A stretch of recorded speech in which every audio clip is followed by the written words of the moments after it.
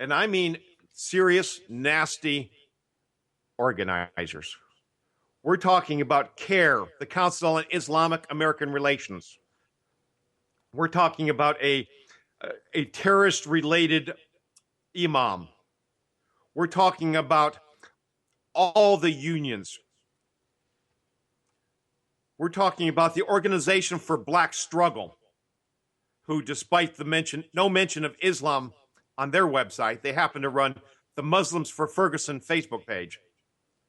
The Nation of Islam, the Coalition Against Police Crimes and Repression, Mosque 28, the Universal African Peoples Organization. These people are all organizing in 84 cities around the country for protests. Those people don't sound like they're there to stand on the sidelines like the Tea Party. Mark my words, there will be blood. There will be blood. Now, let's look at Ferguson for a minute. Why Ferguson? Police officers kill innocent people about 3 times a day. This wasn't even the only time a white police officer kills a black person. So why did Obama have Holder fly in? Why was Jesse Jackson and Al Sharpton flown in? Why were there hundreds of vehicles in Ferguson right now from Homeland Security? What happened there isn't a rare event. So why did Obama and Holder insist on 3 autopsies? Why are they fomenting the flames? Why did Obama have a secret meeting, secret, off the books, with the political activists in Ferguson? And what he told them was stay the course. Stay true to what we're trying to do. What does that mean? Keep demanding the head of an innocent man? Keep rioting? Keep burning down the city? But now you see it's not just a city, because these riots, the minute the results of the hearing are released, there will be protests, and they will be violent, and they will be in over 80 cities across our country. And if I was a betting man, I would bet that this is all staged to take Obama's illegal action right off the front page. You will not hear one word of this illegal executive action, because for the next month, all you hear about are the riots. All you hear about are the police vehicles tear gassing and shooting people, the unrest. It's going to be ugly. Yeah, don't look at what the right hand is doing, folks. Look over here. And it's a time-tested playbook. None of this crap happens by accident. All of these uprisings, all of these movements, some of them may start out grassroots, such as the Occupy movement did. But they always get infiltrated and taken over by people with a real mission. So ask yourself, why Ferguson? And why now? And why did Obama put off this executive action until, okay, granted, after the election, he was going to postpone it so the Democrats won some seats. But why wasn't it done on the 5th or 6th? He was waiting until the results from the Ferguson hearing were released. And we're going to see a lot of ugly stuff in the next several days. And it's a shame, because he promised to be different, to be a uniter, to break down the racial barriers. And he's brought us back to the 60s, back to the 50s. He's done nothing but foment racial hatred. Well, yes, that's not true. He's also fomented class hatred. The wealthy against the non-wealthy. The legal citizens against the illegals. This man has done everything in his power to destroy America. And it's not over yet. Okay, shifting gears. We've got Ebola still not in the news. Why isn't it in the news? Do you think it's gone? Do you think there is no Ebola here? Did you know that a woman returned from Guinea 2 weeks ago and was on an Ebola monitoring list? She dropped dead in a Brooklyn hair salon this week.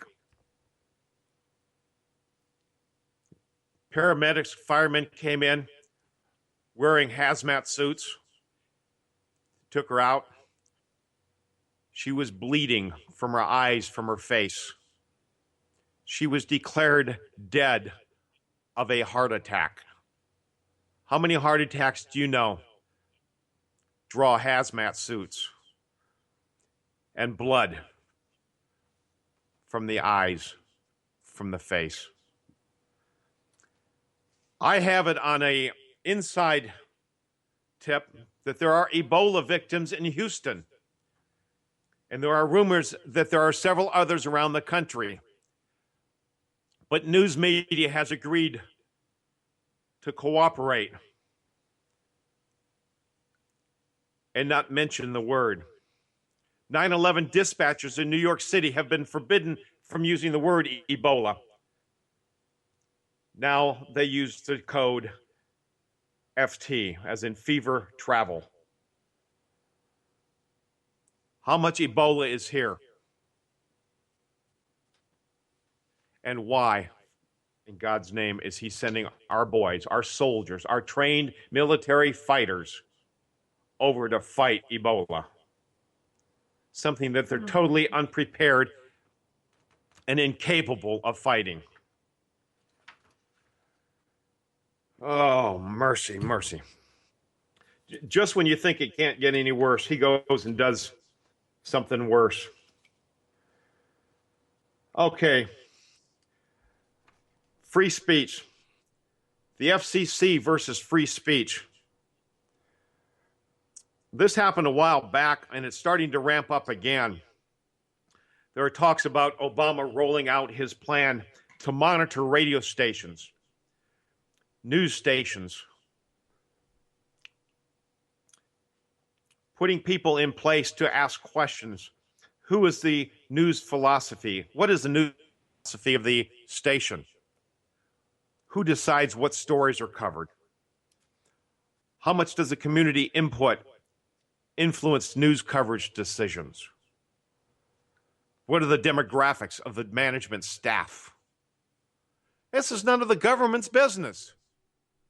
News stations are privately owned, and the government has no business monitoring it or controlling it. It's just another step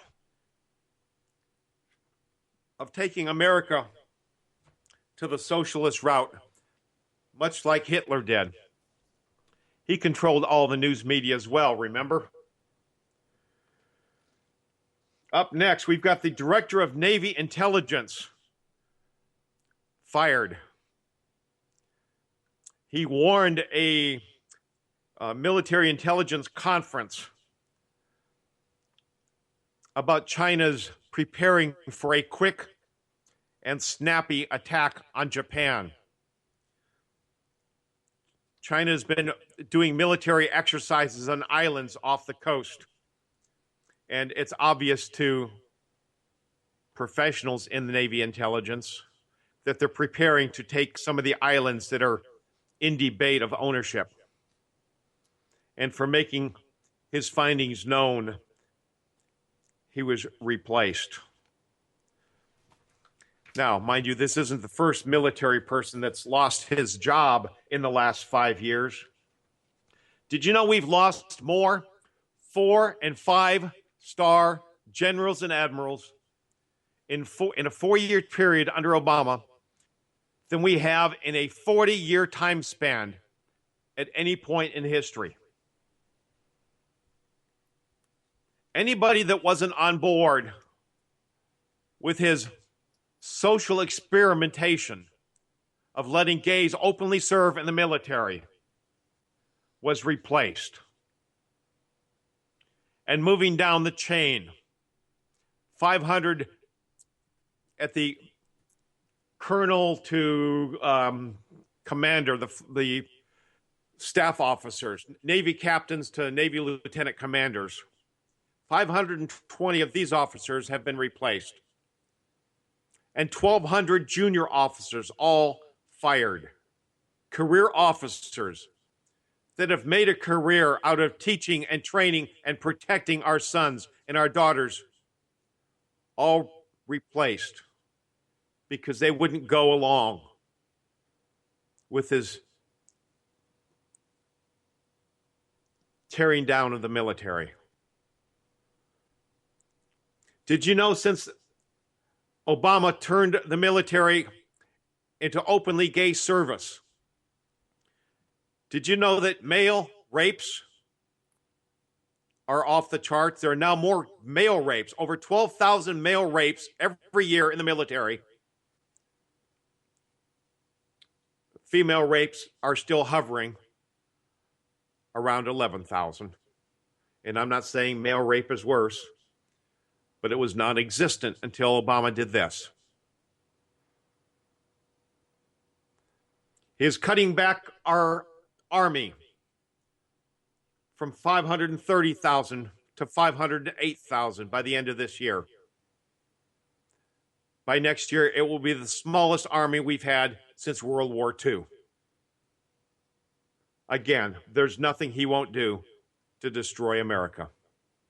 Folks, stay with us. We got a lot more coming up. We'll be right back.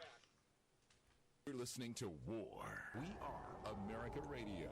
A place where conservatives, libertarians, and Tea Party Americans come together to get the real deal news. No filter and a lot of patriotic spirit. We are America Radio. Hey, y'all. Stacey Rush here. And you know what? You can find me Mondays at 10 p.m. on WAR Radio for my new show, You Know What, with Stacey Rush, where you'll be subjected to my point of view from the right and my occasional rant. So if you're ready for more sound news rather than news by soundbite, join me Mondays at 10 p.m. And make sure you stick around WAR Radio, where you can hear a fresh perspective from people just like you. We are America Radio.